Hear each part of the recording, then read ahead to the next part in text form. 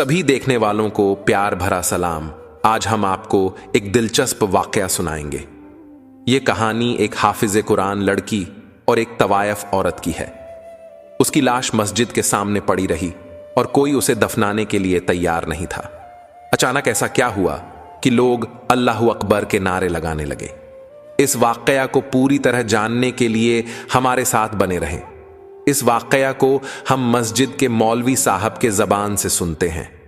मेरा नाम मौलवी अहमद है और मैं पूरी बस्ती की सबसे बड़ी मस्जिद का इमाम था। मेरी शादी हाल ही में हुई थी और मेरी उम्र भी करीब 25 साल ही थी, लेकिन मुझे मस्जिद की जिम्मेदारी दी गई थी क्योंकि मैं एक अच्छा इंसान था। एक दिन सुबह सुबह मैं मस्जिद के अंदर चला गया। जब अजान दी गई तो मुझे एक लाश बाहर पड़ी हुई दिखी। वह लाश देखकर मुझे एहसास हुआ कि यह किसी औरत की लाश है। मैंने चारों ओर देखा कि इसे कौन लाया है और क्यों मस्जिद के सामने छोड़ दिया है। लोग नमाज पढ़ने के लिए आ रहे थे और यह भी देख रहे थे। मैंने एक आदमी से पूछा कि यह क्या मामला है। उसने बताया कि यह एक तवायफ है और इसका कोई नहीं है। इसकी मौत इसलिए हुई क्योंकि यह अपने जैसे लोगों से लड़ाई कर रही थी।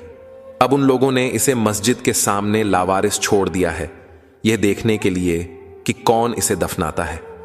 मैंने सोचा कि इस मामले को लेकर क्या बोलूं।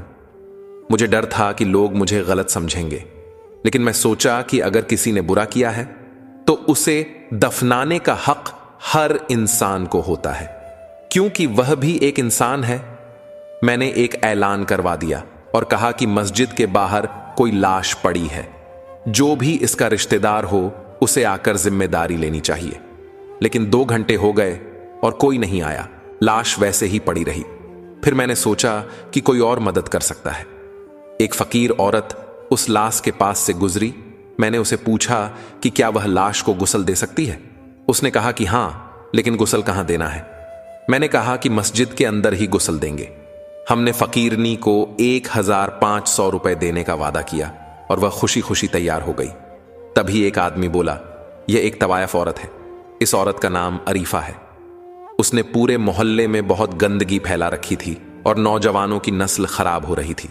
सब लोग उसके पीछे जाते थे क्योंकि वह बहुत खूबसूरत थी।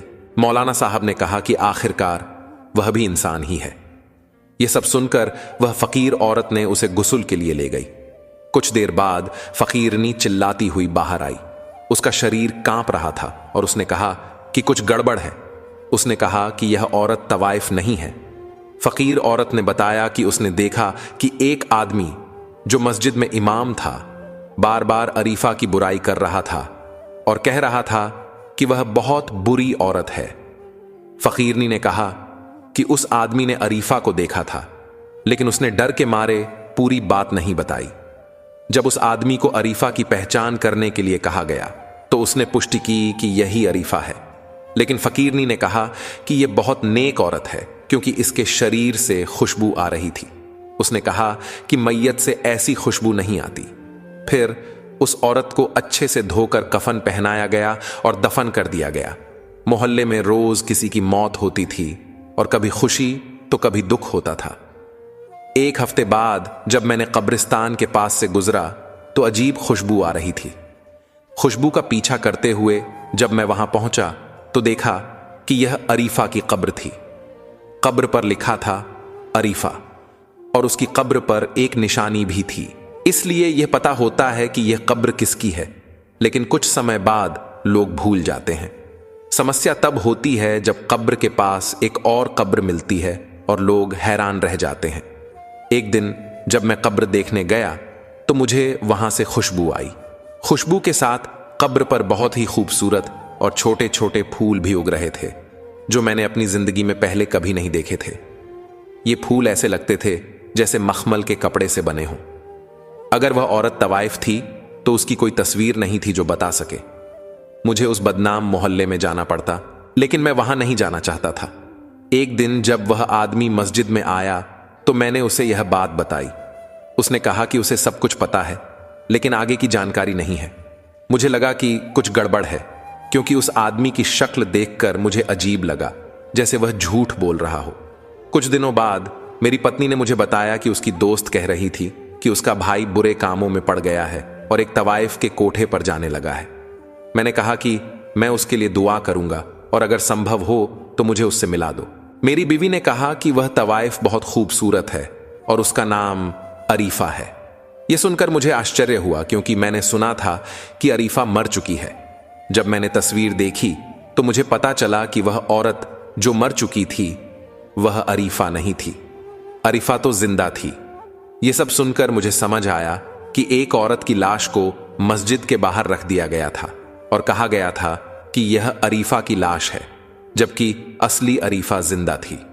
इसका मतलब यह था कि वह औरत कोई और थी जो कब्र के पास रख दी गई थी। उस आदमी का नाम आलम था, जो अरीफा के बारे में बहुत बातें कर रहा था। जब मैंने आलम को सब कुछ बताया तो उसने कहा कि उसने एक बड़ा गुनाह किया है। उसने एक मौलवी की बेटी को जान से मार दिया था और उसकी लाश को मस्जिद के सामने रख दिया ताकि किसी को पता न चले। उसका पिता आज भी अपनी बेटी को ढूंढ रहा है।